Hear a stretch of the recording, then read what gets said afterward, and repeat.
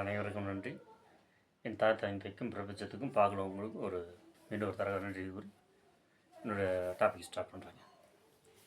இன்றைக்கி ஒரு முக்கியமான வீடியோ தாங்க. சிலவங்க ஒரு நண்பர் நேற்று ஃபோன் பண்ணி சொல்லியிருந்தார், நாளைக்கு இதை பற்றி நீங்கள் கண்டிப்பாக ஒரு வீடியோ போடுங்க அப்படின்னு. என்னன்னா சிலவங்க அந்த மாதிரி நண்பர்கள்லாம் ரொம்ப டேமேஜ் பண்ணுற மாதிரி சில சொற்கள்லாம் சொல்கிறாங்க. இந்த ஊரில் இருக்கிற சில நண்பர்கள்லாம் பயங்கரமாக பேசுகிறாங்க, ஏசுகிறாங்க.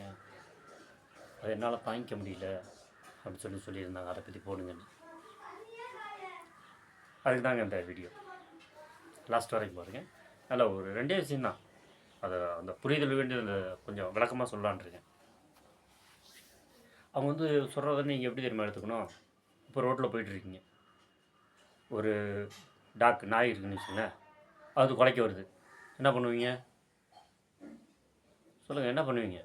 சரி, அது நாயும் பேசாமல் போயிட்டு வந்து அவ்வளோதான், சரி, அதை விட்ருங்க.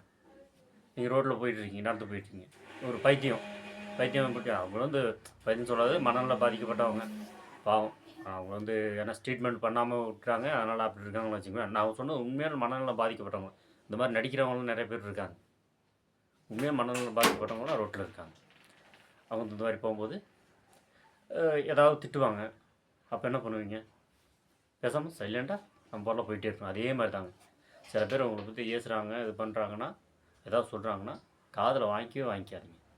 அது சொன்னால் ஒன்று மன்னிச்சிருங்க. நீங்கள் ஏதாவது ஒன்று சொல்லி அப்புறம் அவங்க ஏதாவது சொல்லி இது வளர்ந்துக்கிட்டே போகும். இதுக்கு முடிவே இருக்காது. பேரறிஞர் அண்ணாவே என்ன சொல்லியிருக்காரு பார்த்தீங்களா? வன்முறைன்றது 2 பக்கமும் கூர்மையானது. அது இப்படி வேணுமாலும் காட்டும். அவர் சொன்ன அந்த ஸ்டைலை பாருங்கள். இந்த ஸ்டைல் இப்படி சொல்லியிருப்பார். அந்த ஸ்டைல்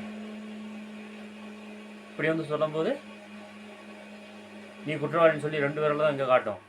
ஆனால் அந்த 3 விரல் இங்கே திரும்பி இருக்குப்பார், நீ தான் குற்றவாளிட்டு இப்படி காட்டுது அப்படின்ற ஒரு கருத்தை சொல்லியிருப்பார். இல்லை, அது நிறைய விஷயங்கள் இருக்குங்க. அதில் நம்ம ஒரு பெரிய விஷயம் கிடையாது. அவங்க மன்னிச்சிருங்க, அவ்வளோதான், முடிஞ்சிச்சு. அது காதலியே வாங்கிக்காதீங்க. விவேகானந்தர் சொன்னது தான் அதே தான். நம்ம வாழ்க்கையில் முன்னேறணும்னா அடுத்தவங்க சொல்கிறது காதில் காதை செவிடாக்கிக்கணும்.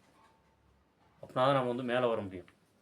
நம்ம இதுக்கே போய் பஞ்சாயத்து பண்ணிடுறதுன்னு வச்சுக்கோ, நம்ம அடுத்த கட்ட வேலையை விட்டுருவோம், மறந்துடுவோம். அந்த டென்ஷன்லேயே வேலை பார்த்துட்ருப்போம். இந்த பார்க்குற வேலையும் சரிப்பட அது வராது. இது பெஸ்ட் பண்ணு. ஓகே, பாய். நம்ம சேனல் யாரும் சப்ஸ்கிரைப் பண்ணலாம், சப்ஸ்கிரைப் பண்ணிங்க, லைக் பண்ணுங்கள். வீடியோ பிடிச்சிங்கன்னா நண்பர்